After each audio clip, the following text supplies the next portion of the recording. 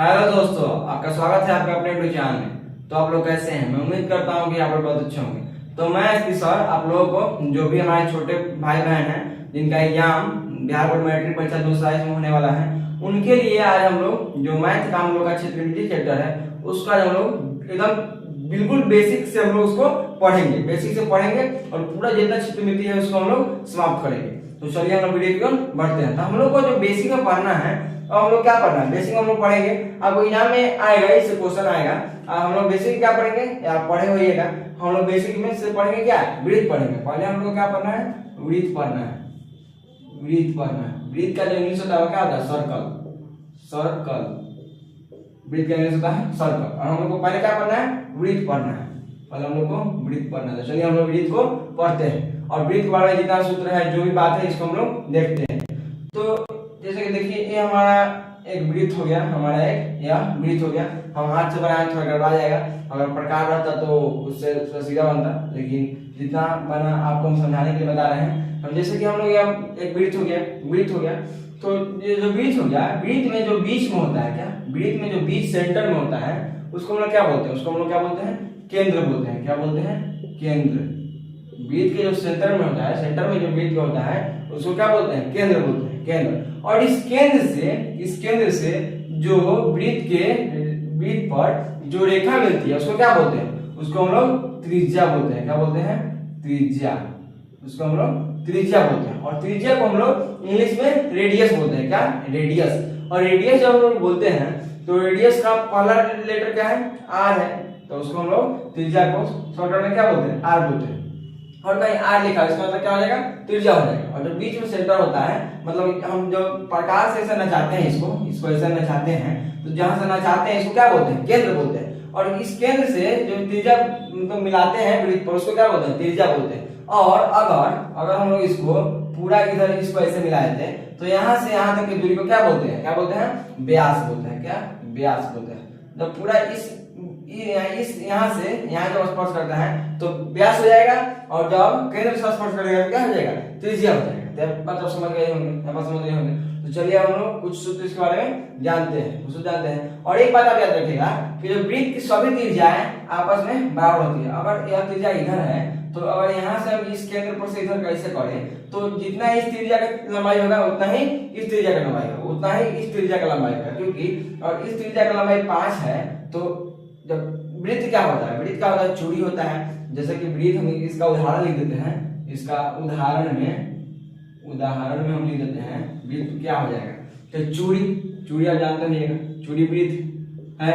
Cycle का rim भी वृत्त है। तो आप देखते हैं कि साइकिल के रिम में सब स्पोक जो होता है, स्पोक जो आप स्पोक बोलते रहेगा, वो सब बराबर होता है। तो वो भी क्या है, त्रिज्या। मतलब 20 सेंटीमीटर से निकला और इधर निकला उधर निकला और बाद में जाके क्या गोला में एक, और वो बराबर होता है। मतलब जो भी त्रिज्या होगा वृत्त में वो क्या हो जाएगा, आपस में बराबर होगा। मतलब यहाँ 5 यहाँ भी 5 यही 5, और इससे यहाँ ऐसे निकले तो यही 5 हो जाएगा। मतलब सब त्रिज्या आपस में बराबर होते हैं। तो बात तो समझ आएगा, इसमें कितना भी त्रिज्या हो सकता है। तो ये बात समझ रहे हैं। अब चलिए हम इसको कुछ सूत्र देखते हैं, इसमें सूत्र क्या है। तो हम लोग को पहले एक बात याद रखिएगा, आपको हम एक बात बताते हैं कि अगर कहीं ऐसे रहे, क्या पाई, तो यह भी बात आपको जानना जरूरी है। पाई रहे तो पाई का मान क्या होता है, पाई का मान क्या होता है, 22/7। अगर कहीं क्वेश्चन में सादा अंक रहे, जैसे 5 रहे, 7 रहे, 20 रहे, 50 रहे, तो आप पाई का मान 22/7 रखिएगा। लेकिन अगर क्वेश्चन में दशमलव में क्वेश्चन रहे तो पाई का मान क्या रखिएगा, 3.14। अब 3.14 कैसे आया है, तो अगर हम 22 में 7 से भाग देंगे तो हम लोग को 3.4 आ जाएगा, और आगे बढ़ते जाएगा। लेकिन इतना तक हम इसको मिनिमम रखते हैं। तो पाई का मान, और दशमलव का क्वेश्चन रहेगा तो यह, और अगर दशमलव नहीं रहेगा, जो भी रहेगा उसमें यह। और जहां बोलेगा क्वेश्चन में किसे पाई का मान यहाँ रख के बनाइए, पाई का मान 3.4 रख के बनाइए, पाई का मान जो बोलेगा वही बनाइए, तो आपको पूरा फुल नंबर मिलेगा। तो ये बात याद रखिएगा। अब आपको दिया रहेगा, व्यास दिया रहेगा। आपको कोई क्वेश्चन में अगर व्यास दे दिया, त्रिज्या निकालिए, तब क्या कीजिएगा, त्रिज्या का एक सूत्र होता है। क्या, त्रिज्या का सूत्र होता है, त्रिज्या बराबर क्या होता है, व्यास बटा 2 होता है। त्रिज्या क्या होता है, व्यास बटा 2। अगर कहीं आपको त्रिज्या दिया हुआ है, क्या त्रिज्या दिया हुआ है, तब क्या कीजिएगा, व्यास निकालना है तो व्यास का सूत्र क्या हो जाएगा, व्यास का सूत्र हो जाएगा 2 गुने 2, और जब बराबर से इधर जाता है तो इधर क्या होता है, गुना तो भाग में जाता है और भाग से गुना जाता है, तो ऊपर था तो नीचे आ जाएगा, मतलब यह इधर जब हम लोग और व्यास को इधर रख ले तो 2 जब भाग में है तो गुना में जाएगा, तो क्या जाएगा 2 गुने त्रिज्या, 2 गुने त्रिज्या। तो यहाँ पे आपको सूत्र याद रखना है, यह सूत्र हो गया, यह सूत्र हो गया, आपको समझ में आया होगा। और हम लोग को जो मेन सूत्र है उसको देखते हैं। तो वृत्त का आपसे पूछेगा वृत्त का क्षेत्रफल कितना होता है, क्या वृत्त का क्षेत्रफल, वृत्त का क्षेत्रफल क्या होता है, याद रखिएगा पाई r स्क्वायर। वृत्त का क्षेत्रफल समझे, क्षेत्रफल वो होता है कितना एरिया में वो है, तो जो वृत्त हो गया इसमें कितना जगह जो है, यह सब जगह जो है, यह सब यह हो गया क्षेत्रफल। तो वृत्त का क्षेत्रफल क्या हो जाएगा, पाई r स्क्वायर। अब सूत्र पूछेगा वृत्त का क्षेत्रफल का सूत्र क्या हो जाएगा, पाई r स्क्वायर। उसके बाद वृत्त की परिधि, तो यह क्या हो जाएगा, वृत्त की परिधि क्या हो जाएगा 2 पाई r, वृत्त की परिधि 2 पाई r।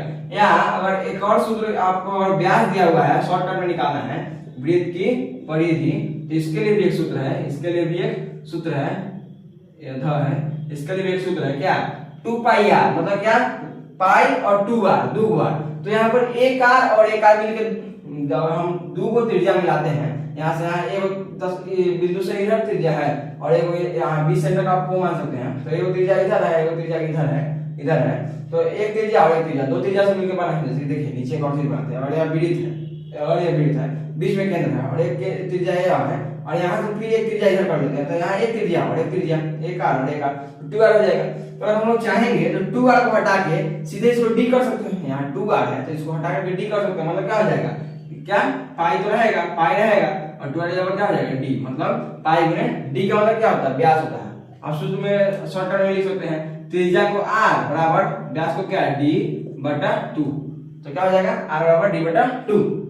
और वृत्त की परिधि अगर आपको व्यास दिया हुआ है तो पूछे तो क्या हो जाएगा पाई गुने d, और अगर वृत्त की परिधि त्रिज्या दिया है तो क्या 2 पाई r हो जाएगा, 2 पाई r हो जाएगा। तो ये आपका सूत्र हो गया, यह सूत्र आप याद रखिएगा। अब हम लोग को इसको देखना है क्या कि आगे चलिएगा तो वृत्त में हम लोग को पढ़ना का वृत्त में जीवा भी होते हैं। अगर ये चित्र है तो वृत्त जो यहाँ है, तो यहाँ से यहाँ कोई अगर बिंदु टच करता है इसको क्या बोलते हैं, इसको क्या बोलते हैं जीवा। वृत्त पर के क्या जीवा किसको बोलते हैं, तो वृत्त पर के एक दूसरे क्लास में आपको बताएंगे कि जीवा किसको, मतलब वृत्त के बारे में जो भी बात है उसको हम आपको दूसरे क्लास में बताएंगे। तो आपको हम सॉरी शॉर्ट समझा देना है। वृत्त पर के जब 2 बिंदु को स्पर्श करते हैं तो क्या होता है, जीवा बनता है। तो यहाँ से यहाँ स्पर्श किया था, जीवा, यहाँ से भी कर सकता है तो 2 जीवा, मतलब कहीं भी कर सकता है, बीच में कहीं कर सकता है। और एक समय ऐसा भी आएगा कि बिल्कुल वृत्त के सेंटर से होकर के जीवा क्रॉस करेगा, तो जो सेंटर से क्रॉस करता है उसी को हम लोग क्या बोलते हैं, व्यास बोलते हैं। तो आपसे पूछेगा वृत्त की सबसे बड़ी जीवा क्या है, तो वृत्त अगर वृत्त है, देखिए वृत्त है तो इधर शॉर्ट रहा है, इधर भी शॉर्ट रहा है, मतलब बीच में बड़ा है, तो वृत्त की सबसे बड़ी जीवा क्या है, वृत्त की सबसे बड़ी जीवा व्यास है। आपसे पूछेगा वृत्त की सबसे बड़ी जीवा क्या है, तो व्यास है। तो हम लोग का यहाँ वृत्त के बारे में था, वृत्त का सूत्र था, तो हम लोग इसको कंप्लीट कर लिए और आगे देखते हैं इसमें हम लोग क्या पढ़ना है। तो वृत्त के बारे में तो बहुत चीज है, इसको कितना ही पढ़ेगा खत्म नहीं होगा। लेकिन हम लोग का अगर आपको हम एक क्वेश्चन बना करके पढ़ दिखाते हैं, अगर आपको क्वेश्चन में बोले कि वृत्त की अगर त्रिज्या आपको 5 सेंटीमीटर दिया है, क्या त्रिज्या 5 सेंटीमीटर या 7 सेंटीमीटर मान लीजिए, क्या त्रिज्या अगर 7 सेंटीमीटर दिया है, क्या 7 सेंटीमीटर दिया है, आपको बोले परिधि निकालिएगा, क्या कीजिएगा, वृत्त की परिधि का सूत्र क्या है, हम सूत्र नहीं लिख रहे हैं, सब समझ आएगा। तो वृत्त की परिधि का सूत्र क्या है, 2 पाई r, और यहाँ देखिए 2 है तो 2 को रहने दीजिए, और पाई का मान हम लोग क्या लगाए, और सादा रहेगा तो 22/7, और r के जगह पर क्या हो जाएगा, r के जगह पर त्रिज्या के जगह पर क्या हो जाएगा 7 से 7 कट गया, 22 में 2 क्या हो जाएगा 44 हो जाएगा, 44 सेंटीमीटर। और जब भी आप परिधि निकालिएगा तो किस में सेंटीमीटर ही डाल दीजिए, क्योंकि यहाँ पर r कितना है, r एक है तो सेंटीमीटर 44 सेंटीमीटर, और एक क्षेत्रफल निकालते हैं तो r 2 r का स्क्वायर है सेंटीमीटर स्क्वायर करते हैं। लेकिन यहाँ क्या हम लोग परिधि निकल गया, वृत्त की परिधि निकल गया तो क्या हो जाएगा 44 सेंटीमीटर, यह आपका हो गया। तो हम उम्मीद करते हैं कि आप लोगों को वृत्त अच्छा समझ में आया होगा, और अगर आपको समझ में आया होगा तो कमेंट में लाल कमेंट कीजिए, और अगले क्लास में हम लोग और क्षेत्रमिति के बारे में जानेंगे। तो अगर वीडियो पसंद आया हो तो वीडियो को लाइक कर दीजिए, और ऐसे वीडियो पाने के लिए चैनल को सब्सक्राइब कर दीजिए। तो मिलते हैं नेक्स्ट वीडियो में। Thank you for watching.